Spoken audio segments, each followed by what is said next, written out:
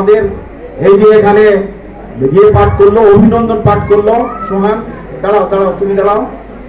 ওই ছেলেটা কিছুতেই হিসাব বিজ্ঞান কমার্স নিবে না, এখন শিয়ানা হয়েছে, যোগ বিয়োগ কোন ভাগ কামান বুঝেছে, কে নামটাই বলতে পারতো না, বলেন ও কি না না না মুই নিবে না, ওর বাপ নিয়ে আসছে, না না না মুই নিবে না, মুই পারিবে না, না মুই পারিবে না, এখন দেখেন না বক্তব্য দিচ্ছে। তো আর একটা মেয়ে আসছিল এখানে গীতা পাঠ করলো, ওই মেয়েটারও কঠিন অবস্থা, এখন বলতেছে যে না স্যার খুব ভালো, যোগ বিয়োগ গুণ ভাগ জীবনের সবকিছু জানা,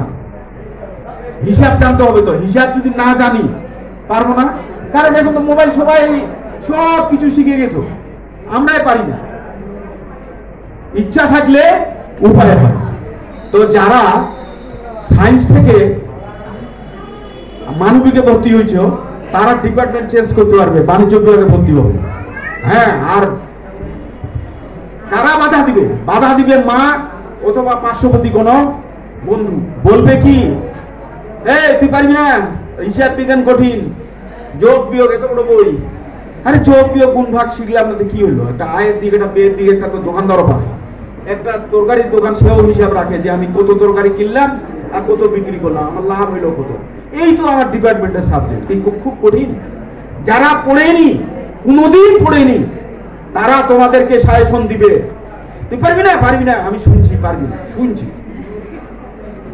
যাক, আমি চাই ডিপার্টমেন্টটাতে প্রতি বছরে 10 জন 12 জন 15 জন থাকে, এবার 11 জন ভর্তি হয়েছে, তোমরা কেটে যাবে না, তোমরা ভালো করবে, 1 বছর পরে আমার সুনাম করবে যে না স্যার বলছেন।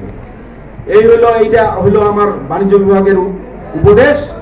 আর একটা উপদেশ